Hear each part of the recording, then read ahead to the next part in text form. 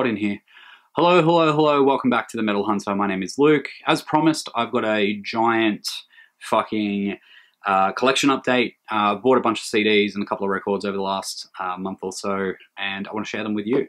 This is something that I'm going to be doing a little bit more often with. I'm still going to be doing my reactions and things like that, so don't freak out about that. I've got a couple coming this week, so don't panic. So for those of you who don't know or aren't from Australia, it's kind of difficult to actually collect a lot of metal living in Australia. We don't have a great deal of places that we can get metal from. We've got a giant chain called JB Hi-Fi that you can find in a lot of areas, and they import some metal stuff, but they kind of stick to the mainstream metal: Metallica, Megadeth, Slayer, Pantera, Korn, Cradle of Filth, that kind of shit. So the more extreme underground stuff is very, very difficult to find in there. That being said, you get lucky sometimes when you walk into the right place at the right time. We do have a couple of independent record stores and secondhand record stores, but they're few and far between, especially in rural areas. Fortunately, in Newcastle, there's two that I really like to go to, and that's Black Pug Records. They basically do all secondhand stuff, and also the Mosh Pit in Cardiff. Now, they deal mostly with secondhand stuff, but they're starting to import some new stuff as well, which is really, really great to hear and see. And I always love going in there. It's got such a good vibe. Always music blasting really loud, all kinds of stuff. Nick Cave and Nirvana, and just like all kinds of like awesome music. So it's always good to go in there. So I'm going to go through a bunch of CDs and a couple of records with you guys, so bear with me. It's a big collection update, so I'm going to try and get through it as quickly as fucking possible. Alright. Bloodbath, the arrow of Satan. The arrow of Satan is drawn, if I can get my fucking words out. It's really, really hot in Australia at the moment. Well, it's always fucking hot here.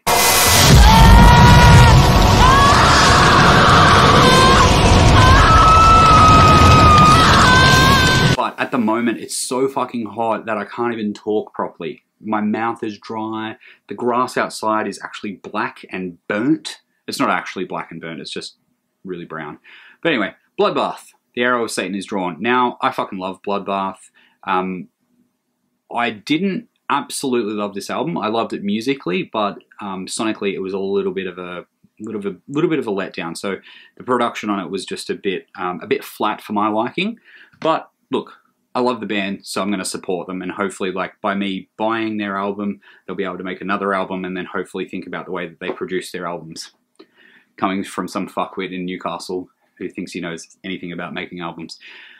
Black Sabbath, Volume 4. This is the 2009 re-release that Sanctuary Records put out. It's got all the digipack kind of thing. The awesome liner notes on the inside.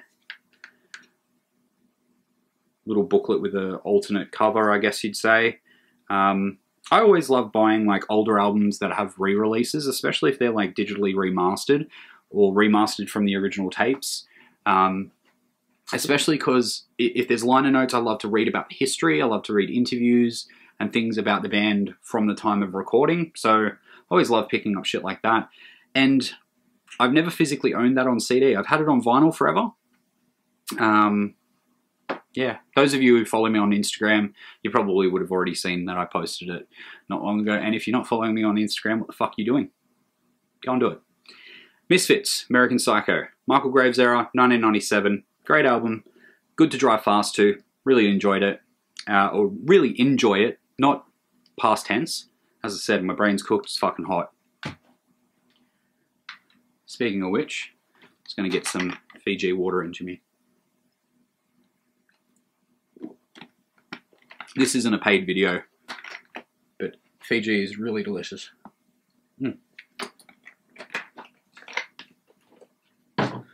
Alright, more stuff from last year. Behemoth, Iliad, I Loved You at Your Darkest. This is the EVP or EVP version. So it's got the fold out disc part, and then the really fancy paper on the inside, and then the embossed gold print, which is really fucking cool. It sucks because I can't keep it in my car because it'll just fucking melt. You know, whatever. I guess I can stream it or whatever. An album that I won't ever stream because I've got the physical copy of the album and it needs to be played loud and I need it to sound quality.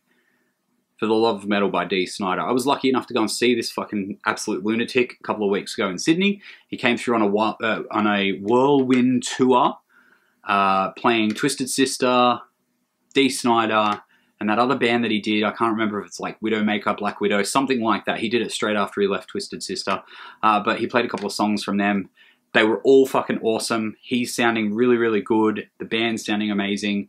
This album was co-written with Jamie Jaster, so it's amazing to hear an album, a classic metal album, written by a hardcore dude who happens to be a student of heavy metal.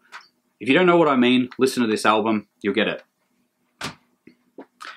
This is my first 2019 release that I physically bought, Malevolent Creation, The 13th Beast.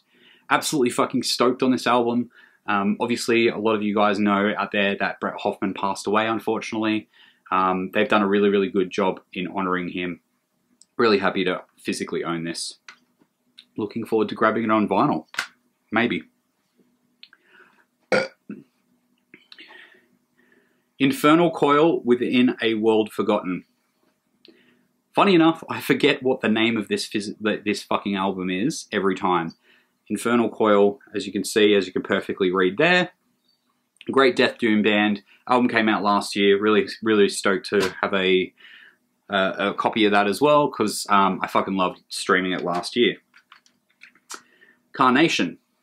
Now these guys are a Swedish rip-off death. I don't know if they're actually from Sweden, but they sound like a Swedish death metal band. It says for fans of Autopsy, Entombed, and Bolt Thrower, but I'd probably put Dismember in there as well. Very buzzsaw kind of shit. I only heard one song from this album before I bought it, and I put the album on it in the car, and I was very, very stoked. But I did laugh when I opened the CD case, and I saw this really, like, tough guy stance there. Kind of reminds me of, like, the old Dismember photos. So I kind of had a giggle, and then I chucked it on, and I was like, holy fuck, these guys are actually tough. Oh, can't see that one. Satan. This album is called Cruel Magic. Now, I don't actually know a great deal about Satan. The god, the ex-angel, I definitely do know a lot about, but the band I don't know much about, other than the fact that they were a band around in the 80s. They broke up and then they got back together, and the wonderful blokes and blokettes at Metal Blade Records got together and they put this album out. I heard a track on, like, I think it was Spotify, like a Spotify playlist, and I was like, damn, that's really, really good. Classic, traditional, heavy metal.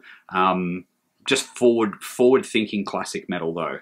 Not really stuck in the ways of the old school. Just really, really well-written shit. So if you're into that kind of stuff, you definitely should check it out. Speaking of classic, had to get it. Danzig 3, How the Gods Kill. Or How the Gods Chill, whichever one you want to call it. This is a great record.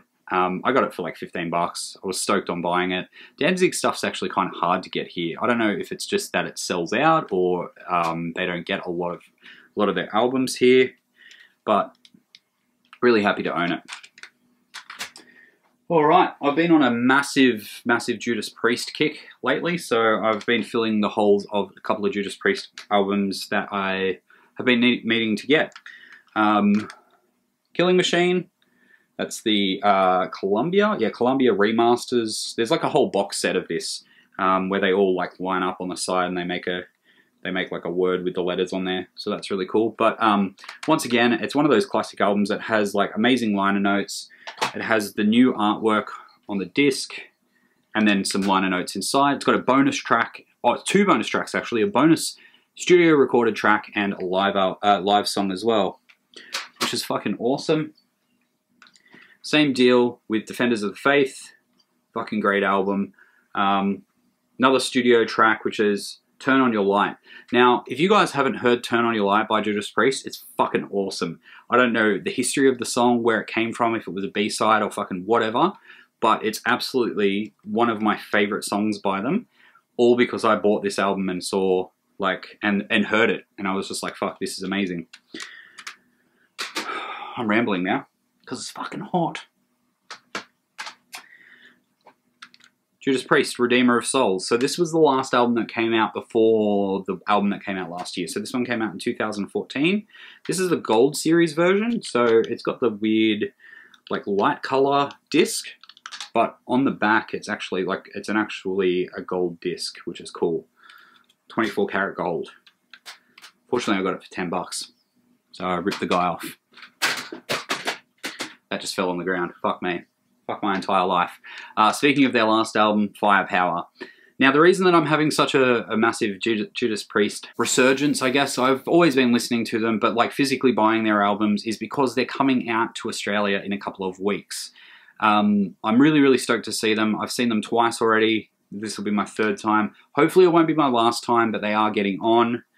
This was one of my favorite albums of last year. Not because it was a Judas Priest record, but because it was a kick-ass classic heavy metal record. And if you haven't heard it yet, you should get off your fucking ass. Actually, pause this video and go out and get it now. Just turn the video off and fuck off. Alright, now all the people that are here that have already got Firepower, you've probably already got this collection as well, which is Battle Cry, CD and DVD. I wanted to get this on Blu-ray, but I couldn't find it. I might have to import it or something like that. But this is the 2015 headlining show at Wacken Festival for Judas Priest. They sound incredible on this shit. I'm not always a really big fan of live albums, but I was lucky enough to pick this one up for $10 anyway. So that'll go in the collection, and I'm more, oh yeah, that's the wrong way around, fucking whatever. Yeah, I'm stoked to watch it. I'm more of a visual kind of person when I'm listening to live stuff. All right, most of these are from a collection that I bought off a friend, so I'm going to just do this real quick fire. Dark Throne, Circle of Wagons. Flesh God Apocalypse, Agony. Cavell Attack, Mir. Amorphous, The Beginnings of Time. The Beginning of Time? Beginning of Times. Fucking love Amorphous. Decapitated. Organic Hallucinosis. Just a quick little thing about Decapitated. This is the last album of theirs that I actually genuinely really enjoyed. They started doing the whole groove metal thing, and look, I fucking love Pantera, but I don't think that death metal bands should go into like right down the rabbit hole of groove metal. Cataclysm have done it recently, and I'm not so sure how I feel about it. I don't mind some of the stuff, but it just really, like, I prefer my death metal brutal. Sleep. This is the 2012 Southern Lord Records re-release. Pretty stoked.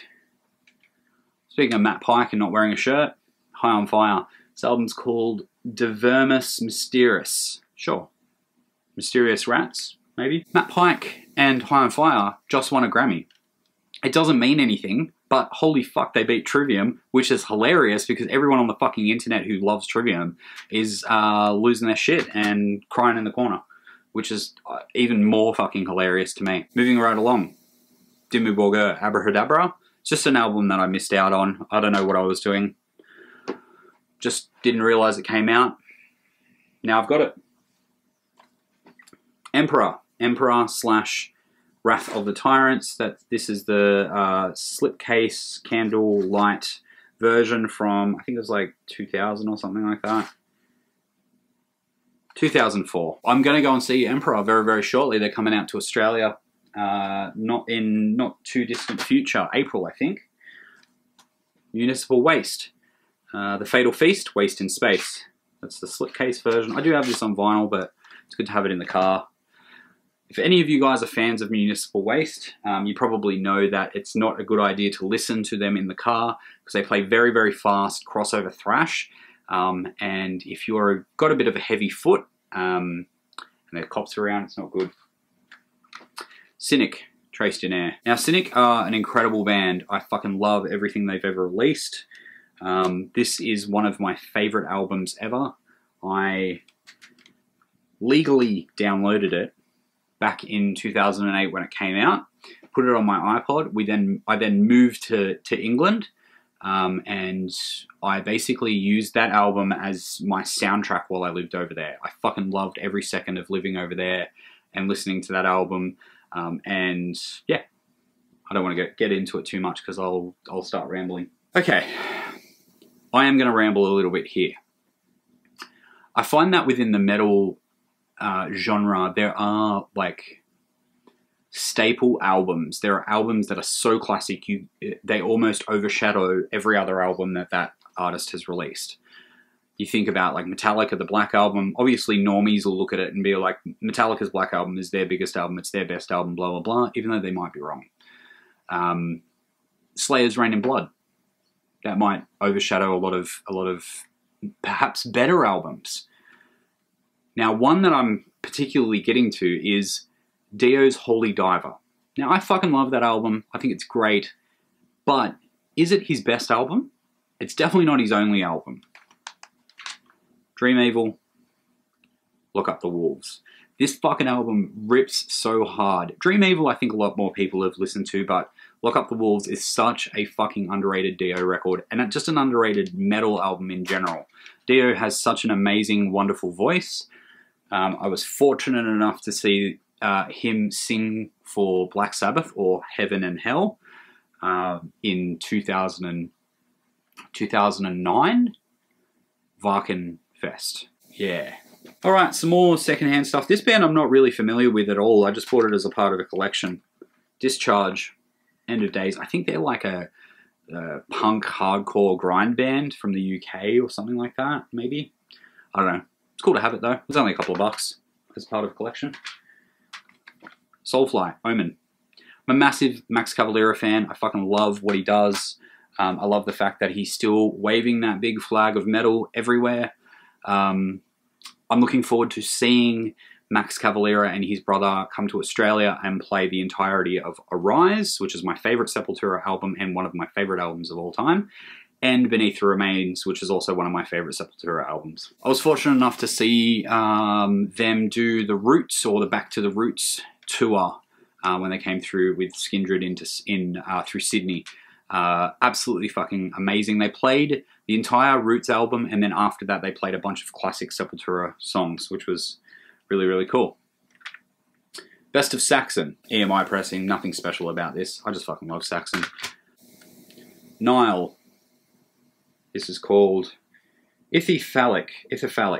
Now, I guess the problem with buying secondhand stuff is sometimes you just get like shitty covers, but it just means that they were well loved, and I'm gonna well love them as well. Alright, won't take up too much more of your time. Now, I mentioned before about the Mosh Pit in Cardiff. I fucking love going in there. They always have great music playing, and I always seem to find myself a bit of a bargain when I go in there. Just usually $5–10 bucks, and I get a little bit of metal or a bit of alternative stuff. Only the other day I bought a Faith No More CD for $1. I probably should have this in this update, but Faith No More really aren't that metal. Who is metal is Nevermore, Dreaming Neon Black. Now, I know that my camera is so shitty that it won't zoom in on this, but that price tag right there is $3. That's right, a Nevermore album for $3 fucking dollars. I was really stoked on getting that because I didn't have that. I don't have Politics of Ecstasy, and I also don't have their self-titled demo album thing. So I was really, really happy to buy that because Dead Heart in a Dead World is one of the best fucking albums of all time. Nevermore are one of the best bands of all time. And I'm a completist. I like to have all of the albums. So while I was in the mosh pit, I found that they were selling patches. So I got myself a Sabotage patch and a Suffocation patch. Suffocation and Sabotage. So they'll be going on my battle jacket. I've only got one jacket. Doesn't have that many patches on it. It's got a nice big back patch and a couple of little bits and pieces everywhere. But I've got like 5 or 6 patches ready to go. 7 or 8 now because I've got these ones ready to go onto my jacket. Okay, I've got 2 records to show you, and then I'll be the fuck out of your hair. My wife doesn't know that I bought this yet, but Rob Zombie, Hellbilly Deluxe. Now, I can actually hear you all groaning out there. Rob Zombie's not metal, he's this, he's that. Shut the fuck up. Rob Zombie rules. Rob Zombie's the reason that I'm into metal. White Zombie were one of the, if not the first metal band that I ever heard outside of like Metallica. And I don't even think that counts because it was like the Unforgiven 2. This is the 2018 re-release, gatefold, fucking awesome. It's just on black, that's all they pressed it on, but it's the audiophile 180 gram. How fucking cool is his artwork? I just love the way that he puts an album together. Really stoked on that. I've already listened to it. It sounds fucking massive. Yeah, just really, really happy to have it. I wonder why there's so many people out there that hate Rob Zombie who are metalheads. Just, if you have like an inside knowledge or something like that, please tell me. Finally, a white whale. Typo Negative, Bloody Kisses. One of my favorite albums of all time. This is the 2018 re-release via Roadrunner Records and Music on Vinyl. It is the grey press vinyl.